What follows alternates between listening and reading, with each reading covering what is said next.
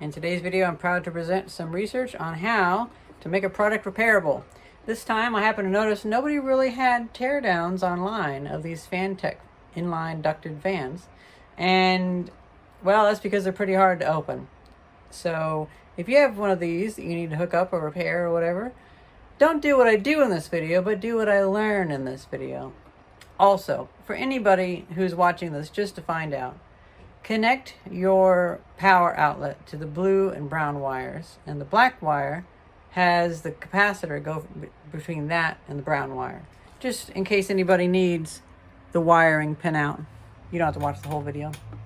Well, here's the video about how to crack this thing open, and well, we find out it has 608 bearings in it, so this should be pretty easy to repair later on. It's just a shame that it's welded together. So, a friend of mine removed this exhaust fan, this Fantech RN2 150 cubic foot per minute fan, because it was making, they said it was making an odd sound, and it had been on there for a number of years. I can't find any video online, at least from my cursory looking, of anybody opening this up. And I think this is actually like ultrasonically welded together.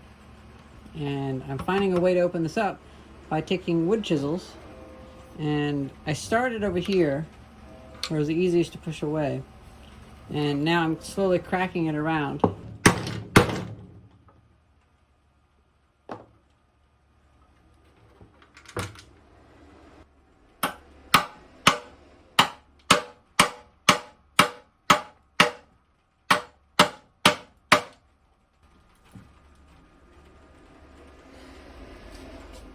I'm really starting to hate plastic. The whole design language around plastic is that you can't reuse it or fix it. Okay, so I went ham on it, and all I succeeded in doing was hitting my hand with a really heavy hammer. This is just not coming apart right, so let's see.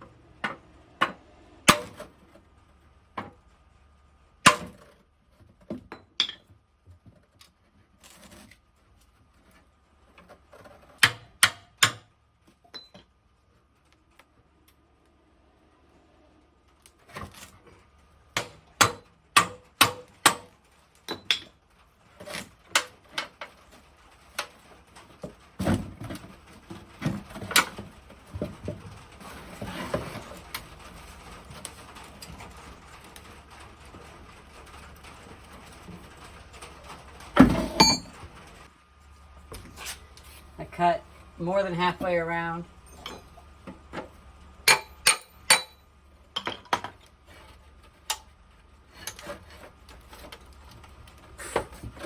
That's hot. Fine, I guess I gotta do the whole fucking thing.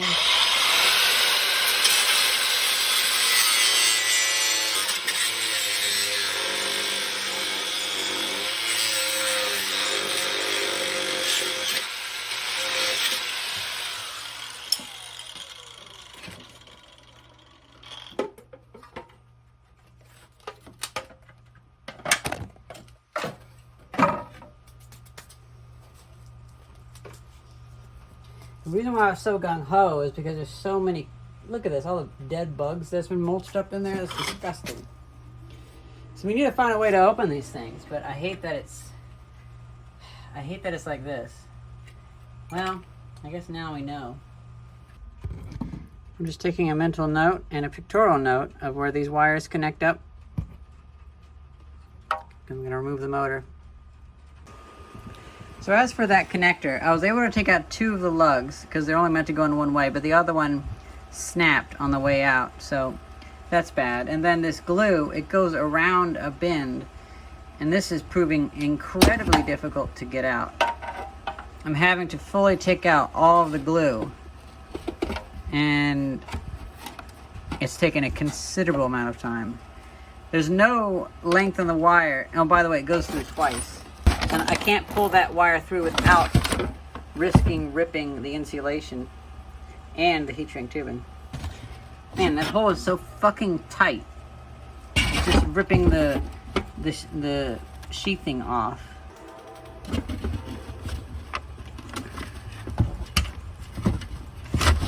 Ooh, it is binding up again. No sheath. Okay. Now on to the second one. I was able to pull this one through, but it also gripped really, really tightly because of that. Maybe it's hot glue gun, but yeah. And now we have the actual motor. This is a lot of hassle for nothing. Now, I see on the date code that this was only made in 2020. I thought it was up there for years. It was only 2020? Are you kidding me? Okay, so let's open this up because I think maybe the bearings might be dry. It could have just been that there was stuff inside of there, but we'll see. Now inside of here, we have this cap. We have this lock ring. And this is probably under tension, but I wonder if I have a tool to pop that out. Usually I just use my pocket knife, but they actually make pliers specifically for moving those out. Actually, I was able to get it just with my little pincers. Only for soft wire. Well, I've never used it for soft wire.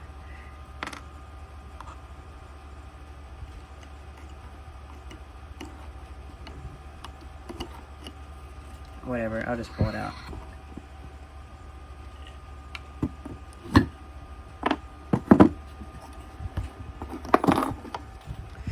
Okay, so we have a 608 bearing.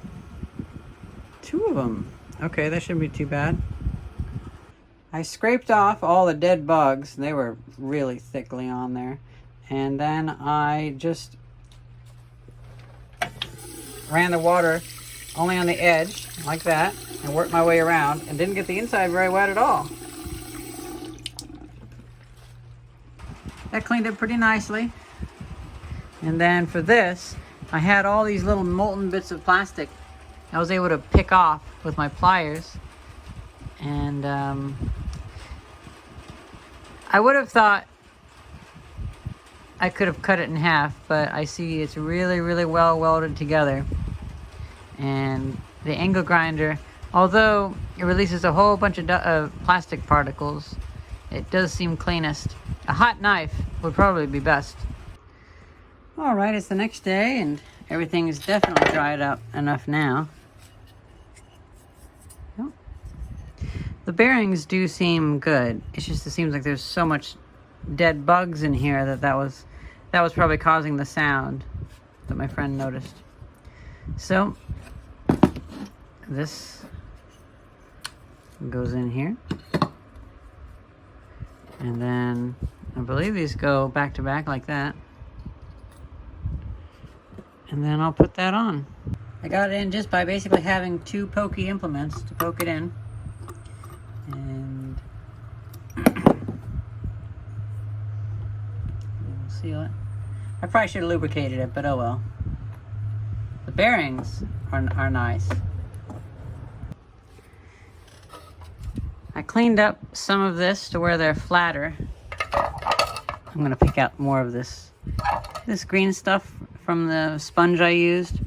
But that should be flat enough to where these can be put back together. Now I'm going to feed the wires back through there and screw that on.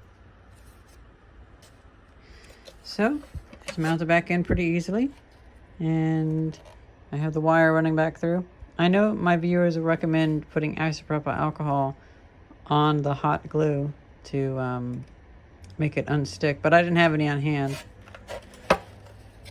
And I can't tell if it is hot glue or not. Well, now I should be able to take this.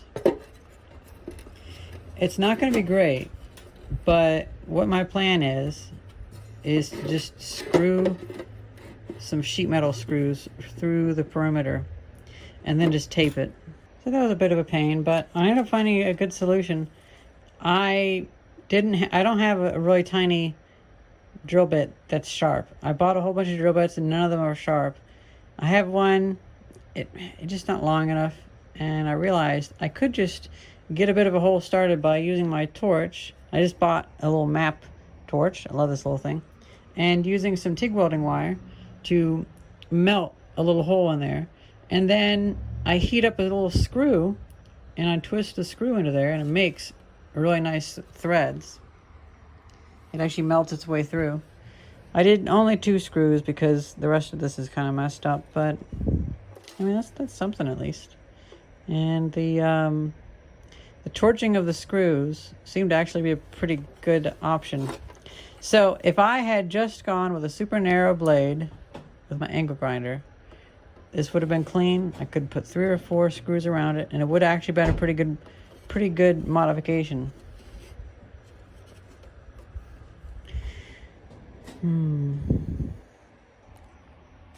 Okay, it's not too bad. Not too bad at all. And it's actually pretty sealed up there. So, let's see if I can hit anything. This is some tape bear tape that I had given to me as a gift. I wonder what it's used for. It looks like it might be good for this, so I don't know. It's fairly sticky and it's fairly tough too, so I'd like to hear what you guys think, what that tape is good for. Well, only one thing left to do.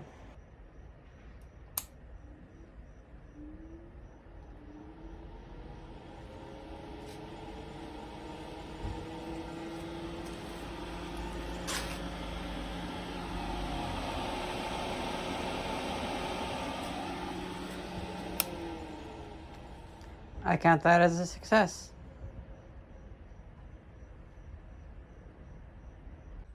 Well, I'm going to consider that restored. I'll clean out the box because I had emptied all the dead crickets and stuff in there. It doesn't have that sound. It is now openable. The bearings can be replaced. It's just all around better for this application. And let me know what you guys think. This is a good first start for anybody who needs to work on these. Hope you guys enjoyed this video and thank you very much for watching. See ya.